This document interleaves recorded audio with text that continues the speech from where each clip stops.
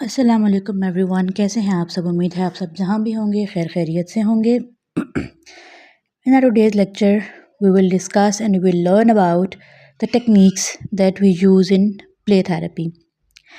पहले हम ये डिस्कस कर लेते हैं कि प्ले थेरेपी किन किन इंडिविजुअल्स पे एप्लीकेबल है। तो जो चिल्ड्रन ट्रॉमेटाइज्ड हैं, जिन बच्चों ने एक्सपीरियंस किया है किसी भी तरह का एब्यूज़, इधर हो physical abuse, emotional abuse, verbal abuse, किसी भी तरह का एब्यूज़ उन्होंने एक्सपीरियंस किया है, उन बच्चों के लिए प्ले थेरेपी जो है वो बहुत हेल्पफुल है। ये उन इंडिविजुअल्स पे भी अप्लाई हो सकती है, उन फैमिलीज़ पे भी अप्लाई हो सकती है जो कि डील कर रहे हैं with life changing events just as death of their loved ones और डिवोर्स। उन इंडिविजुअल्स पे भी एप्लीकेबल है। इसके अलावा ये उन बच्चों पे भी एप्लीकेबल है जो कि एब्यूज़िव होम्स में या ऐसे फॉस्टर केयर्स में जहाँ पे प्रॉपर बच्चों का ख्याल नहीं रखा जाता, वहाँ पे ग्रो अप हुए हैं, उन बच्चों के लिए भी प्ले थेरेपी एप्लीकेबल है। Also it is applicable for children and families.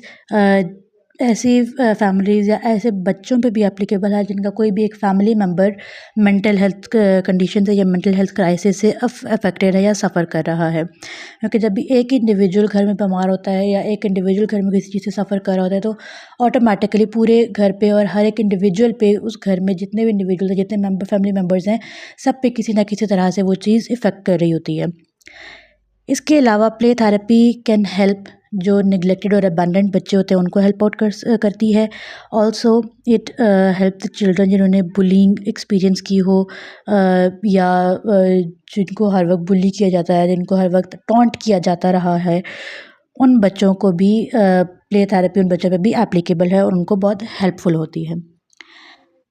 अब हम बात करते हैं कि प्ले थेरेपी सेशन में होता क्या। जैसे हम अपने प्रीवियस सेशंस में, प्रीवियस क्लासेस में हम डिस्कस कर चुके हैं कि एक प्ले थेरेपिस्ट जो है उसके पास एक वैरायटी ऑफ टूल्स हैं, वैरायटी ऑफ टॉयज़ होते हैं।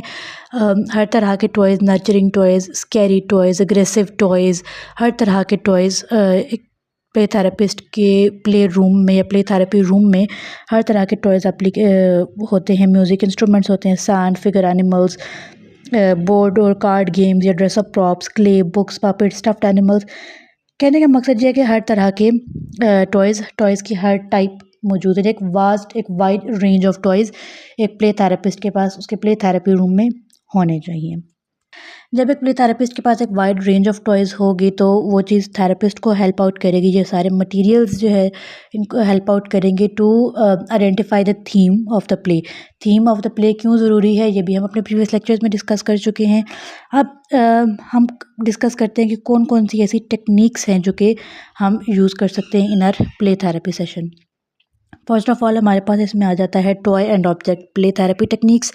इसमें फर्स्ट टेक्निक है हमारे पास, ये वो टेक्निक्स होती हैं जिसमें टॉयज़ को या किसी ऑब्जेक्ट को यूज़ किया जाता है for the therapy session. First इसमें हमारे पास आती है मैजिक वॉन्ड प्ले। अब मैजिक वॉन्ड प्ले क्या है, इसमें चाइल्ड को एक मैजिक वॉन्ड दी जाती है, imaginary magic wand, not real one. Obvious सी बात है, रियल वन होती भी नहीं है।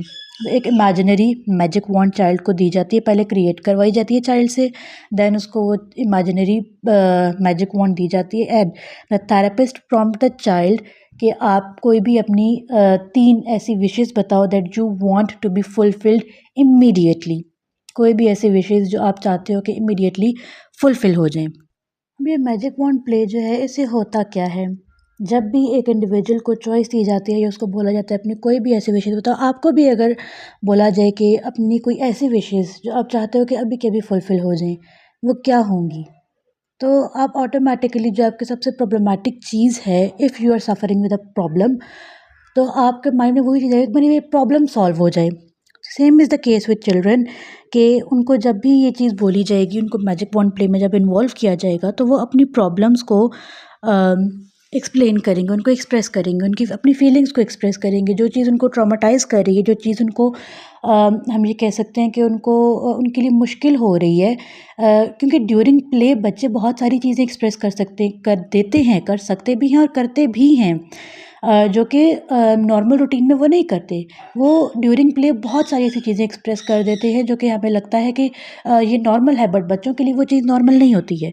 तो मैजिक वॉन्ड प्ले ट्रॉमाटाइज्ड बच्चों के लिए बहुत इफ़ेक्टिव है। अगर किसी भी तरह का उनको ट्रॉमा है तो there is a high probability कि वो उस चीज़ को एक्सप्रेस करें कि that I want relief from this specific thing, या I want my parents to not be abusive, या मैं ये चाहता हूँ कि मेरी ये विश है कि मेरे पेरेंट्स जो है वो मुझे फ़िज़िकली अब्यूज़ ना करें या मुझे वर्बली अब्यूज़ ना करें, मेरे से अच्छे तरीके से बात करें। किसी भी तरह का ट्रॉमा है तो मैजिक वॉन्ड प्ले के थ्रू चाइल्ड उसको एक्सप्रेस कर सकता है। सेकेंड हमारे पास टेक्निक आती है इसमें इमोशंस बॉल थेरेपी।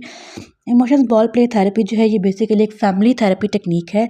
अब इसमें होता क्या है कि एक बॉल ली जाती है और उस पर इमोशंस जो है वो उसके हर साइड पे इमोशंस लिख दिए जाते हैं। देन वो बॉल एक फैमिली मेम्बर को दी जाती है।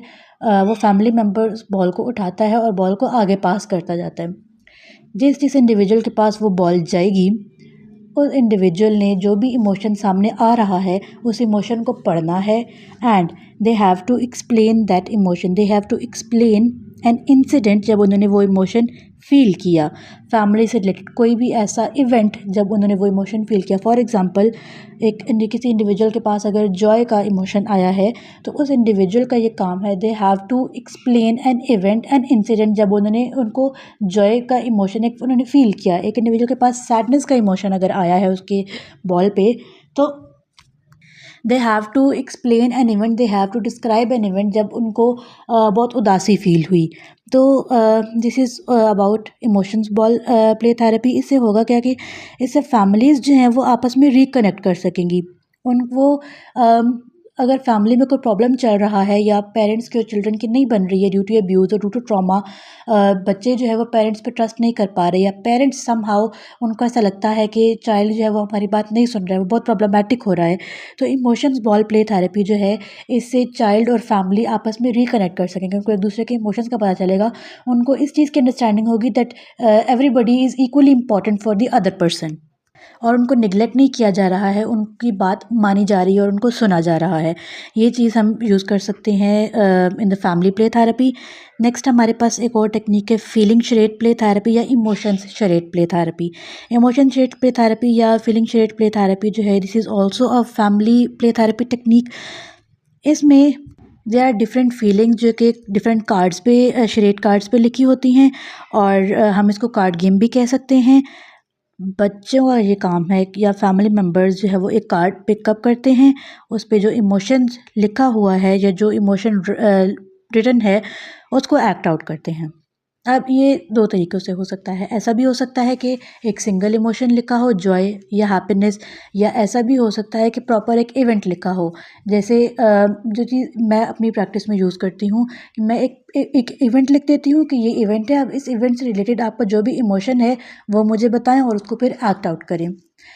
अब वो क्या हो सकता है, फॉर एग्ज़ाम्पल एक सिनेरियो हम बना देते हैं that you win a race. जब आप एक रेस जीते हो, आपने एक चीज़ अचीव की है, तो आपको क्या इमोशन फील होता है?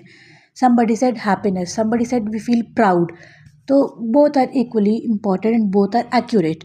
तो जो भी इमोशन उसमें आ रहा है उससे रिलेटेड है, उस इवेंट से रिलेटेड, हम वो एक्सप्रेस करने में उनको एक्ट आउट करने का बोलते हैं। चाइल्ड को हम ये प्रॉम्प्ट देते हैं कि आपने या फैमिली मेम्बर को कि आपने इसको एक्ट आउट करना है। अब इसका पर्पज़ ये है कि जब इंडिविजुअल एक्ट आउट करेंगे या चिल्ड्रन एक्ट आउट करेंगे, ये बेसिकली चाइल्ड फोकस्ड है, बट फैमिली के सामने वो इन चीज़ों को हम ये कह सकते हैं कि एक्ट आउट करता है फीलिंग्स को, जो इमोशंस को एक्ट आउट करता है। इसका पर्पज़ ये है कि थेरेपिस्ट जो है उसको बेहतर अंडरस्टैंडिंग डेवलप होती है, बेटर अंडरस्टैंडिंग डेवलप होती है कि एक चाइल्ड जो है वो फैमिली सेटअप में अपने इमोशंस को किस तरीके से एक्सप्रेस करता है, किस तरह से एक्सप्रेस करता है। थर्ड हमारे पास टेक्निक आती है इसमें tearing pages play. Tearing pages play is all about use an old book. हम एक ओल्ड बुक चूज़ कर सकते हैं, फीलिंग्स को राइट डाउन करके उनको टेयर ऑफ करके उनको फेंक देना है, या उसको डस्टबिन में फेंक देना, या उसको बरी कर देना है, whatever the child want. This is one of the simplest technique of play therapy. इसके बाद हमारे पास जो टेक्निक आती है this is known as metaphors and story telling techniques. इसमें फ़र्स्ट ऑफ़ ऑल हमारे पास सबसे पहले आता है इमोशन थर्मामीटर। इमोशन थर्मामीटर जो है ये चाइल्ड फोकस्ड है। इसमें एक इमोशन थर्मामीटर बनाया जाता है जिसमें फेसेस होते हैं, स्माइलिंग फेस से लेके फ्राउनिंग फेस तक 10 डिफरेंट फेसेस बनाने हैं। रेंज कर रहे होंगे फ्रॉम स्माइलिंग फेस और the frowning face, and the child is asked multiple questions about different events. और चाइल्ड को फिर ये कहा जाता है कि उसको ये प्रॉम्प्ट दिया जाता है कि ये स्पेसिफिक इवेंट है, अब इस इमोशन थर्मामीटर पे आप रेट करो, इस स्पेसिफिक इवेंट से रिलेटेड आपको कैसा फील हुआ था उस टाइम पे। इधर आपका स्माइली फेस था, इधर फ्राउनिंग आपको फील हुआ था, आपको इरिटेटेड फील हुआ था, या आपको इन दोनों का एक मिक्सचर जो कि हम कह सकते हैं कि मिड में फील हुआ था, या आपको न्यूट्रल फील हुआ था, आपको कुछ भी फील नहीं हुआ था। आपकी जो भी फीलिंग थी वो आपने एक्सप्लेन करनी है रिगार्डिंग द स्पेसिफिक इवेंट, जो कि एक बीइंग अ प्ले थेरेपिस्ट आपको हिस्ट्री टेकिंग से आपको लगा कि ये एक प्रॉब्लम हो सकता है, ये इस इवेंट में एक प्रॉब्लम हो सकती है, उस चीज़ को आपने चाइल्ड से क्वेश्चनिंग करनी है। नेक्स्ट हमारे पास आती है mutual story telling. Mutual story telling क्या है?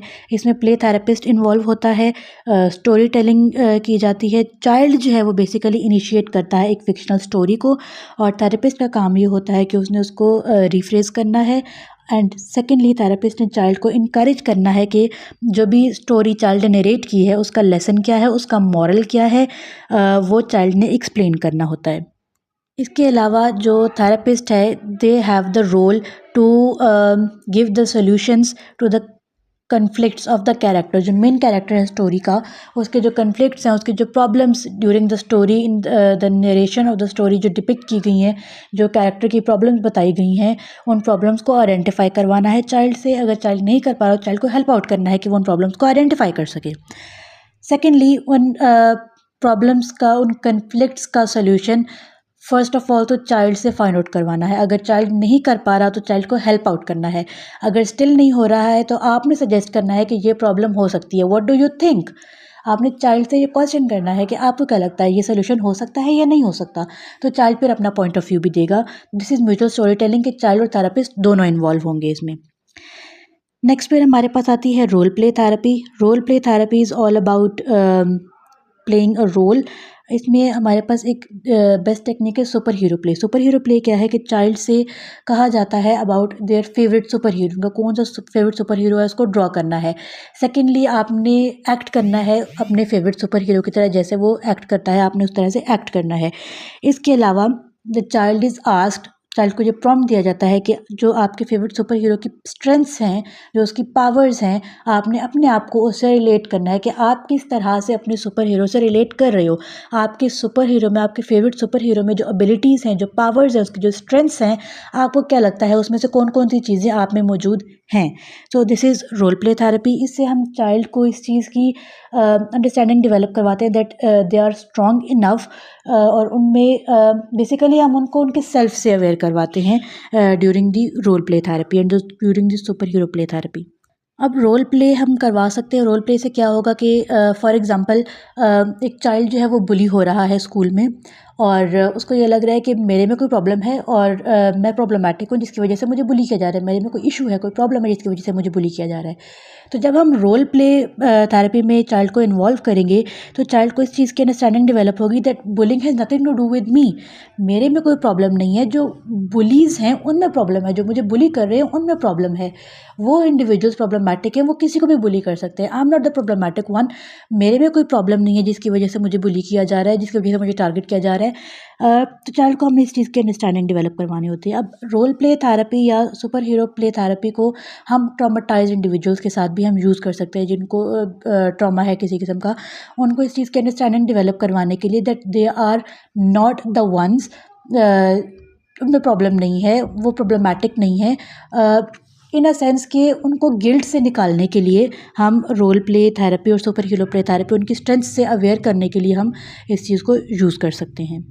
नेक्स्ट हमारे पास टेक्निक है puppet play therapy. Puppet play therapy is an excellent tool to use in the play therapy. It is also a family play therapy technique और एक unique play therapy technique है। इसमें हम क्या करते हैं, इसमें ड्यूरिंग पपेट प्ले थेरेपी हर family member को, हर इंडिविजुअल को एक एक पपेट चूज़ करने को मिलता है। वो अपनी मर्ज़ी का एक पपेट चूज़ करते हैं and they are asked to nominate a person जो कि इस पपेट को रिप्रेजेंट कर रहा है उनके फैमिली मेम्बर्स में से। फॉर एग्जांपल एक चाइल्ड जो है वो उसके हाथ में जो पपेट है वो पपेट को रिजेंबल करता है उस पपेट को। फॉर एग्जांपल वो ये कहता है कि ये पपेट जो है वो रिप्रेजेंट कर रहा है मेरी दादों को, या फॉर एग्जांपल मेरी ग्रैंड मदर को रिप्रेजेंट कर रहा है, या मेरे फादर को रिप्रेजेंट कर रहा है, या it can represent my cousin. वो किसी भी फैमिली मेम्बर को उस पपेट से रिप्रेजेंट कर सकता है। सो हर इंडिविजुअल ने, हर फैमिली मेम्बर ने एक फैमिली मेम्बर को रिप्रेजेंट करना है थ्रू दैट पपेट जो उनके हाथ में है। और उसके बाद उन्होंने क्या करना है, they have to narrate a story using the puppet. उस पपेट को यूज़ करके एक स्टोरी नरेट करनी है। अब जो भी वो स्टोरी नरेट करेंगे वो स्टोरी उस इंडिविजुअल के बारे में होगी जिसको उन्होंने उस पपेट से हम ये कह सकते हैं रिलेट किया है।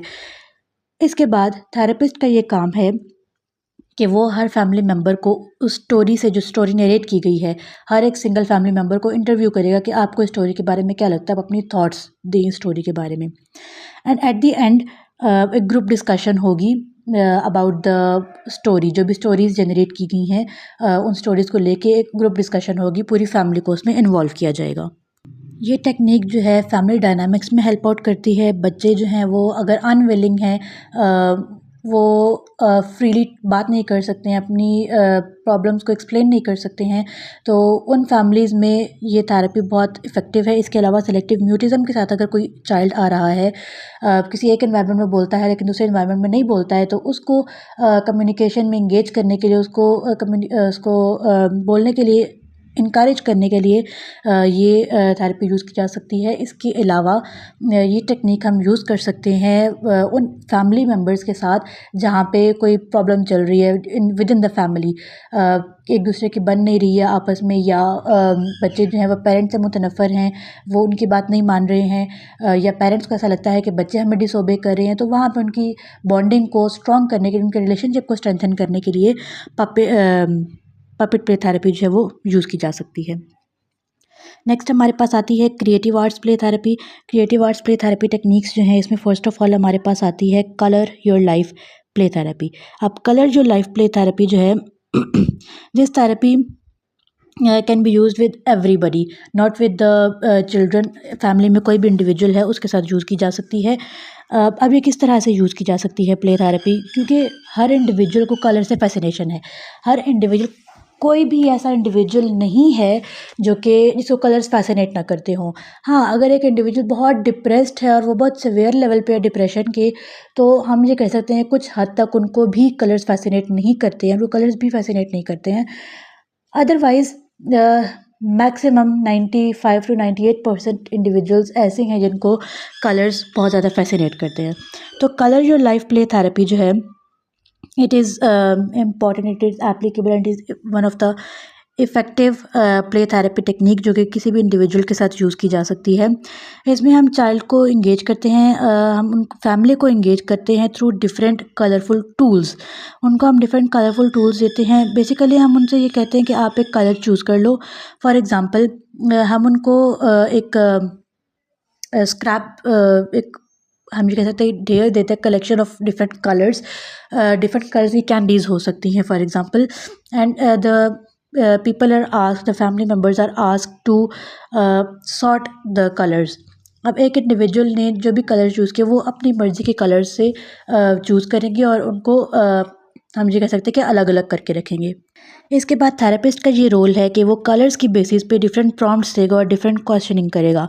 फॉर एग्ज़ाम्पल ग्रीन कलर अगर किसी फैमिली मेम्बर ने चूज़ किया, ग्रीन कलर के लिए प्रॉम्प्ट होगा use words to describe the family. Orange colour के लिए प्रॉम्प्ट है what needs to be improved in the family setup. For example अगर रेड कलर एक इंडिविजुअल ने चूज़ किया है तो उसको आप प्रॉम्प्ट देंगे to represent what worries them, जो भी चीज़ उनको परेशान करती है उसको रिप्रेजेंट करें। अगर येलो किसी इंडिविजुअल ने चूज़ किया है तो फॉर एग्ज़ाम्पल आप उसको ये प्रॉम्प्ट दे सकते हो to describe their favourite memories with the family. And for example अगर किसी इंडिविजुअल ने पर्पल कलर चूज़ किया है तो आप उसको प्रॉम्प्ट दे सकते हो to describe any fun activities जो कि फैमिली के साथ आप करते हो, या फैमिली में कोई भी फ़न इवेंट, फ़न एक्टिविटी है उसको आपने डिस्क्राइब करना है। तो अगेन इस चीज़ से भी फैमिली डायनामिक्स स्ट्रॉन्ग होती हैं, फैमिली रिलेशनशिप स्ट्रॉन्ग होता है, उनकी बॉन्डिंग जो है उसको स्ट्रेंथन करने में ये टेक्निक हेल्प आउट करती है। नेक्स्ट हमारे पास आती है क्ले प्ले थेरेपी। अब प्ले थेरेपी जो है it is all about the creativity of the child. Child अपनी जो इनसाइड फीलिंग्स हैं, इनर फीलिंग्स हैं, उनको एक्सप्रेस करता है वाइल स्कल्पटिंग। चाइल्ड जो है वो अपने स्ट्रेस को रिलीव करता है, अपनी आर्ट स्किल्स को, अपनी क्रिएटिविटी को थ्रू आर्ट और थ्रू क्ले एक्सप्रेस करता है।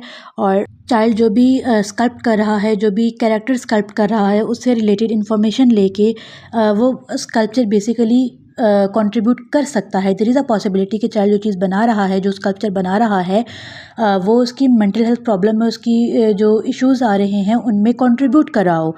तो थेरेपिस्ट का ये काम है कि वो उस स्कल्पचर से रिलेटेड जो भी चीज़ चाइल्ड बना रहा है उससे रिलेटेड इन्फॉर्मेशन गैदर करके वो एक सोल्यूशन ऑफर करेगा चाइल्ड को। अब ये टेक्निक जो है, this technique can also be use for traumatized children and for the children जो कि अबेंडेंड घरों से आते हैं, जिनको जहाँ पे उनको इम्पोर्टेंस नहीं दी जाती है। और ट्रामा के साथ जो इंडिविजुअल्स आते हैं, इधर फिज़िकल ट्रामा, वर्बल ट्रामा, जिस भी तरह के ट्रामा के साथ चिल्ड्रन आते हैं, उनके साथ हम ये क्ले प्ले थेरेपी की टेक्निक भी यूज़ कर सकते हैं। देन आता है हमारे पास painting play therapy. Painting play therapy is all about painting with fingers, कि आपने फिंगर्स से पेंट करना है, फिंगर्स को पेंट में डिप करके आपने उससे चीज़ें क्रिएट करनी है। This is basically a technique, grounding technique, जो कि बच्चों के एक इंडिविजुअल के चाइल्ड के स्ट्रेस को रिलीव करने के लिए, या अगर वो ट्रॉमा से, फॉर एग्जांपल किसी ट्रॉमा से गुजरा है और उससे वो बाहर नहीं आ पा रहा, उससे कोप अप नहीं कर पा रहा, तो हम एज अ ग्राउंडिंग टेक्निक हम उसको पेंटिंग प्ले थेरेपी में इन्वॉल्व कर सकते हैं। कि वो, क्योंकि जब भी हम एक सॉफ्ट चीज़ के साथ इंटरेक्ट करते हैं तो वो एक कामिंग, एक सूदिंग इफ़ेक्ट देता है। तो पेंट में जब आप बार बार अपनी फिंगर्स डिप करोगे और अपनी फिंगर्स के थ्रू पेंट करोगे, तो वो चीज़ आपको आपके नर्वस सिस्टम को काम डाउन करने में, आपके मेंटल हेल्थ को हम ये कह सकते हैं कि जगह पे लाने में, उसको वापस रीस्टोर करने में हेल्प आउट करेगी, और आपको ग्राउंडिंग में ये चीज़ हेल्प आउट करेगी। नेक्स्ट हमारे पास है draw a family play therapy. Draw family play therapy में क्लाइंट को या चाइल्ड को ये इंस्ट्रक्ट किया जाता है, उसको ये प्रॉम्प्ट दिया जाता है कि आप अपनी फैमिली को ड्रॉ करो, और वो अपनी फैमिली मेम्बर्स को ड्रॉ करो। और फिर जो फैमिली मेम्बर्स ड्रॉ किए गए हैं उनसे रिलेटेड क्वेश्चनिंग की जाती है, क्या आपको इनके बारे में कैसा फ़ील होता है, या ये इंडिविजुअल्स आपको किस तरह का फ़ील करवाते हैं, किस तरह से इफ़ेक्ट करते हैं, इस चीज़ को अंडरस्टैंड करने के लिए। इससे होगा क्या कि थेरेपिस्ट को बेहतर अंडरस्टैंडिंग होती है, उसको बेटर अंडरस्टैंडिंग हो सकती है चाइल्ड की इमोशंस की, जो चाइल्ड के हिडन इमोशंस हैं, जो हिडन फियर्स हैं, या ऐसी प्रॉब्लम्स जो चाइल्ड डायरेक्टली अपने पेरेंट्स से या वर्बली वो नहीं बोल सकता, उसको प्रॉब्लम आ रही है वर्बली उन चीज़ों को एक्सप्लेन करने में, एक्सप्रेस करने में। तो वो प्रॉब्लम्स, जो हिडन इमोशंस हैं, जो हिडन फियर्स हैं, जो प्रॉब्लम्स हैं, उनको एक्सप्रेस करने में चाइल्ड को ये टेक्निक हेल्प आउट करती है। नेक्स्ट हमारे पास आती है imagery and fantasy play therapy techniques. इसमें फ़र्स्ट ऑफ ऑल आती है हमारे पास guided imagery. Guided imagery is all about कि अगर एक इंडिविजुअल ट्रॉमा के साथ आ रहा है, या एक इंडिविजुअल को नाइटमेयर्स आ रहे हैं, तो उसके लिए हम गाइडेड इमेजरी की टेक्निक यूज़ कर सकते हैं। गाइडेड इमेजरी की टेक्निक हम किस तरह से यूज़ कर सकते हैं कि थेरेपिस्ट का ये काम है कि फ़र्स्ट ऑफ ऑल आपने क्लाइंट से आइज़ क्लोज़ करवानी है। आइज़ क्लोज़ करवा के आपने उसको गाइड करके, थ्रू योर वर्बल गाइडेंस, अपने वर्ड्स के थ्रू आपने उसको एक काम स्टेट में लेके आना है। एक ऐसी सिनेरियो इमेजिन करवाना है through your words and through explanation, जिससे उस इंडिविजुअल को, उस क्लाइंट को, आपके क्लाइंट को, उस चाइल्ड को एक काम और सूदिंग इफ़ेक्ट हो, और हम ये कह सकते हैं कि उसका जो ग्राउंडिंग की तरफ वो आए, यानी वो रिलैक्स आपने उसको एक तरह से करना है। This imagery can be based on a scenery of a waterfall, a scenario of हम ये कह सकते हैं कि एक peaceful mountain area, scenario of a beautiful peaceful village, या कोई फील्ड हो सकता है, फ्लोरल फील्ड हो सकता है। It can be anything. ये डिपेंड करता है थेरेपिस्ट पे और क्लाइंट पे, कि क्लाइंट को क्या चीज़ काम कर सकती है, क्लाइंट की इंटरेस्ट क्या हैं, और थेरेपिस्ट जो है वो उसकी एक्सपर्टीज़ कितनी है। तो गाइडेड इमेजरी जो है, इसको भी हम यूज़ कर सकते हैं फॉर ट्रॉमाटाइज्ड इंडिविजुअल्स, जो कि वर्बल ट्रॉमा या फिज़िकल ट्रॉमा या इमोशनल ट्रॉमा के साथ इंडिविजुअल्स आ रहे हैं, उनके साथ हम गाइडेड इमेजरी को यूज़ कर सकते हैं। या जो बच्चे नाइटमेयर्स बहुत ज़्यादा एक्सपीरियंस करते हैं, उनके साथ भी गाइडेड इमेजरी की टेक्निक को यूज़ किया जा सकता है। फिर हमारे पास आती है द वर्ल्ड टेक्निक। अब द वर्ल्ड टेक्निक जो है इसमें क्या होता है कि हम चाइल्ड को एक सैंड ट्रे देते हैं एंड द चाइल्ड इज़ उसको इसके अलावा सैंड ट्रे के अलावा उसको एक multiple set of multiple toys दिया जाता है, मिनिएचर टॉयज़, और the child is asked to set up a sand tray according to themselves. वो अपने अकॉर्डिंगली सैंड ट्रे को सेट करते हैं और एक तरह से वो अपनी एक दुनिया बनाते हैं with in the sand tray. अब इससे क्या होगा कि चाइल्ड को इस चीज़ की अंडरस्टैंडिंग होगी कि ये एक वर्ल्ड है, ये एक इमेजिनरी वर्ल्ड है जो मैंने बनाई है।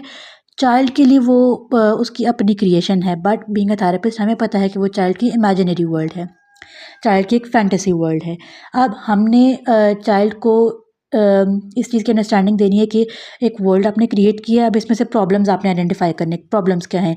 चाइल्ड उन प्रॉब्लम्स को आइडेंटिफाई करेगा, फिर उन प्रॉब्लम्स का सोल्यूशन फाइंड आउट करेगा।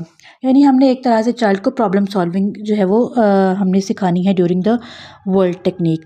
चाइल्ड को इंडिपेंडेंट बनाना है और उसको हम ये कह सकते हैं कि इतना कैपेबल बनाना है कि वो अपने चैलेंजेस को ईजीली ओवरकम कर सके। बिकॉज एक चीज़ अगर चाइल्ड ने क्रिएट की है, कहने का मकसद ये है कि अगर एक प्रॉब्लम चाइल्ड ने क्रिएट किया है, चाइल्ड की वजह से एक प्रॉब्लम अराइज हुआ है, तो चाइल्ड का ही काम है, उस इंडिविजुअल का ये काम है कि उसने उस प्रॉब्लम को उसने उस प्रॉब्लम का सोल्यूशन फाइंड आउट करना है और उसने उस प्रॉब्लम को रिजॉल्व करना है।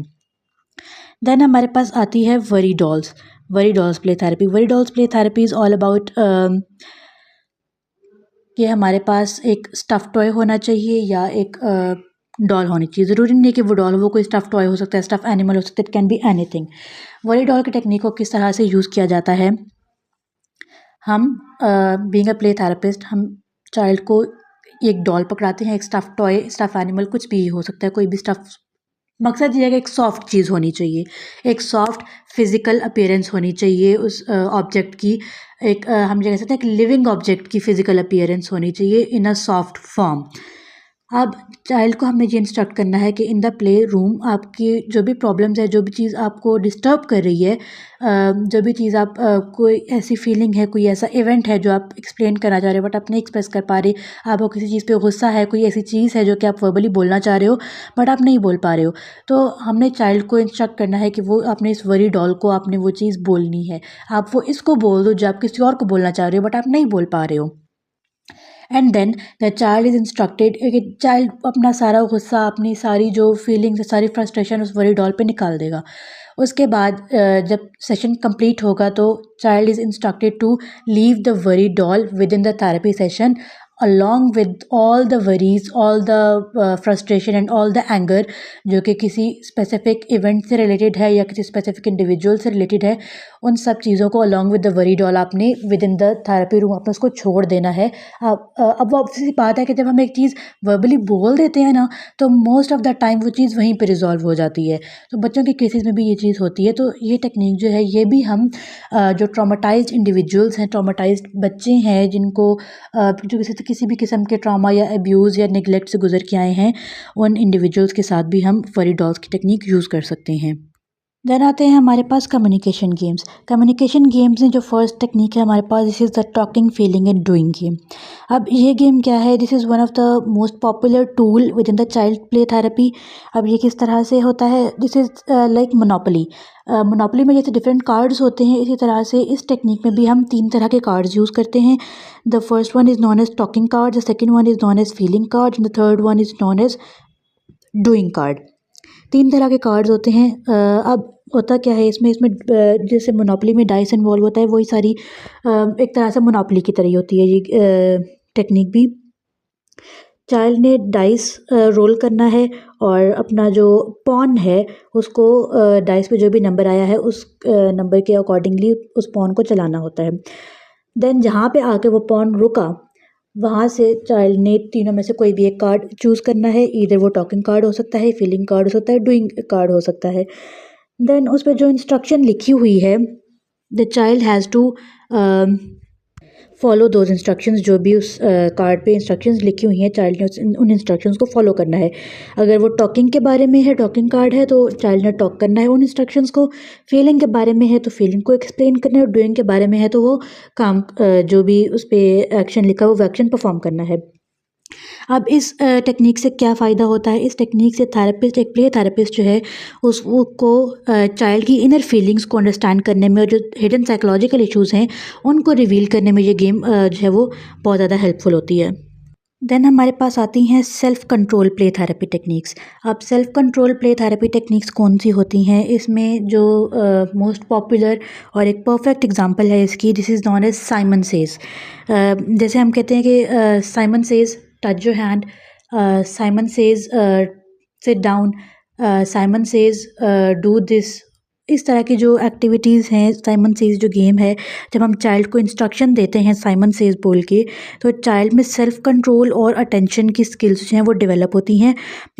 ये जो टेक्निक है, ये जो गेम है, ये बच्चों को कैपेबल बनाती है कि वो अपने आप को कंट्रोल कर सके अपनी जिस तरह से बच्चे बिला वजह इधर उधर भागते रहते हैं और अटेंटिव नहीं होते हैं, उन चीज़ों को एलिमिनेट करने में और कम करने में, सेल्फ कंट्रोल डेवलप करने में और अटेंशन स्पैन डेवलप करने में हेल्प आउट करती है ये टेक्निक। देन आती है हमारे पास strategy games play therapy. Strategy games play therapy जो है ये वो गेम्स होती हैं जिनमें हमें स्ट्रैटेजी कोई डेवलप करनी होती है, जस्ट लाइक चेस। कोई ऐसी गेम जहाँ पे आपको अटेंटिव भी रहना है, आपको स्ट्रैटेजी भी क्रिएट करनी है और आपको अपनी प्लेइंग स्किल्स इंप्रूव करनी है। चेस एक ऐसी गेम है जिसमें आपको स्ट्रैटेजी भी बनानी है। आप अटेंटिव नहीं होगे तो आप स्ट्रैटेजी नहीं बना पाओगे, आप स्ट्रैटेजी नहीं बनाओगे तो आपकी प्लेइंग स्किल्स इंप्रूव नहीं होंगी। तो ये सारी चीज़ें जो है ये चाइल्ड में इंट्रोड्यूस करती हैं, उसकी इन्हांस करती हैं मज़ीद उसकी प्रॉब्लम सॉल्विंग स्किल्स को। तो स्ट्रैटेजी टेक्निक जो है, स्ट्रैटेजी गेम्स जो हैं, इसमें जब चाइल्ड जो है वो न्यू टैक्टिक्स लर्न करता है तो चाइल्ड में एक सेंस ऑफ कंट्रोल डेवलप होता है और पेशेंस डेवलप होता है as they wait for their opponent to play and turn taking की एक हैबिट जो है वो भी बच्चों में डेवलप होती है थ्रू यूजिंग दिस टेक्निक। इसके अलावा ये टेक्निक जो है ये चाइल्ड के इमोशंस को अंडरस्टैंड करने में और पेशेंस को डेवलप करने में भी हेल्प आउट करती है, उनके कैरेक्टर को बिल्ड करने में भी हेल्प आउट करती है, because the one main component of game is to have a strong character. So winning and losing in the game, this helps children in building character and also it helps the children with anger issues कि अगर आप हार भी गए हो तो कोई इतना बड़ा इशू नहीं है, उसमें गुस्सा होने वाली कोई बात नहीं है। इसके अलावा जो चाइल्ड का रिएक्शन होता है अपॉन विनिंग और लूजिंग, उससे चाइल्ड के इमोशंस को नेविगेट करने में भी हमें हम ये कह सकते हैं हेल्प मिलती है। नेक्स्ट है हमारे पास laughter play therapy. Laughter is also known as medicine of soul. आप जितना ज़्यादा हंसोगे उतना ज़्यादा आपकी सोल जो है वो रिलैक्स फील करेगी। तो लाफ्टर आप किसी भी तरह से कर सकते हो, टिकलिंग गेम हो सकती है, आप जोक्स क्रैक कर सकते हो, फ़नी जोक्स। अब कमेडियंस जो हैं वो डिफरेंट जोक्स क्रैक करते हैं और लोगों को हंसाते हैं। तो लाफ्टर जो है इट इज़ इटसेल्फ हम ये कह सकते हैं best medicine. Laughter play therapy इसलिए इम्पॉर्टेंट है क्योंकि रियल इमोशंस जो हैं वो एक हैप्पी और एक काम इन्वायरमेंट में एक्सप्रेस किए जाते हैं मोस्ट ऑफ द टाइम। तो लाफ्टर जो है it basically improves relationship and it also helps in breaking the barriers, जिसकी वजह से ऐसे बैरियर जिनकी वजह से लाइफ में प्रॉब्लम्स आ रहे हैं, इश्यूज़ आ रहे हैं, लाफ्टर जो है उन बैरियर्स को ब्रेक करने में हेल्प आउट करता है। देन हमारे पास आती है hide and seek play therapy techniques. अब हाइड एंड सीक जो है this is the simple game. हमारे लिए तो ये सिंपल गेम है, लेकिन प्ले थेरेपी में हम किस तरह से इसको यूज़ कर सकते हैं। ड्यूरिंग हाइड एंड सीक बहुत सारी हिडन इमोशंस बच्चों के रिवील हो सकते हैं। फॉर एग्जांपल अगर एक इंडिविजुअल सेपरेशन एंग्जाइटी के साथ है, या उसको फियर है, फियर ऑफ अबैंडनमेंट है, या उसको इस चीज़ का फियर है कि मेरे पेरेंट्स मुझसे खो जाएंगे या मैं गुम हो जाऊंगा, तो ये चीज़ें during hide and seek play highlight हो सकती हैं। हमें इन चीज़ों के बारे में इंसाइट्स मिल सकती हैं being a play therapist. Next हमारे पास आती है magic tricks play therapy technique. अब magic tricks play therapy technique जो है ये भी कहने को तो बहुत सिंपल सी चीज़ है, मैजिक ट्रिक्स ही हम कर रहे हैं, तो ये इसको हम प्ले थेरेपी के लिए कैसे यूज़ कर सकते हैं। तो मैजिक ट्रिक्स जो हैं ये रिलेशनशिप्स को स्ट्रेंथन करने में या एक चाइल्ड की सेल्फ इस्टीम को बूस्ट करने में, सेल्फ इस्टीम को डेवलप करने में और कॉन्फिडेंस को डेवलप करने में बहुत ज़्यादा हेल्प आउट कर सकते हैं। किस तरह से कि ड्यूरिंग प्ले थेरेपी सेशन जब हम चाइल्ड को वेलकम करेंगे और उसको एक मैजिक ट्रिक सिखाएंगे और चाइल्ड को कंट्रोल देंगे इस चीज़ का कि now you have learn this trick, अब आप इस ट्रिक को परफॉर्म करो। तो जब चाइल्ड उस ट्रिक को परफॉर्म करेगा उसको एक सेंस ऑफ कंट्रोल डेवलप होगा, उसको इस चीज़ की अंडरस्टैंडिंग होगी that yes I am the authority figure. और जब आपको सेंस ऑफ कंट्रोल डेवलप होता है, जब आप स्पेसिफिकली अगर आप उस ट्रिक को बहुत जल्दी लर्न कर लेते हो और बहुत जल्दी उसको परफॉर्म करना सीख जाते हो, तो आपको एक सेंस ऑफ कंट्रोल और एक हम ये कह सकते हैं सेंस ऑफ जॉय और प्राउड फील होता है। तो इन चीज़ों के साथ एक इम्पॉर्टेंट चीज़ आती है which is boost in self esteem. Self esteem boost होगी, कॉन्फिडेंस बूस्ट होगा, जो कि बहुत सारे बच्चों में नहीं होता है मोस्ट ऑफ द टाइम, के उनमें कॉन्फिडेंस नहीं होता, उनमें सेल्फ इस्टीम उनकी लो होती है। फॉर एग्जांपल अगर एक इंडिविजुअल ट्रॉमेटाइज्ड इन्वायरमेंट से आया है या नेग्लेक्टेड और अबैंडन एनवायरनमेंट से आया है, तो उस चाइल्ड के लिए ये मैजिक ट्रिक्स प्ले थेरेपी जो है वो बहुत इंपॉर्टेंट है, और हम ये कह सकते हैं इसको हम यूज़ कर सकते हैं एक ऐसे इंडिविजुअल के लिए। So that's all of our today's lecture. If you have any questions, you can ask. Thank you so much.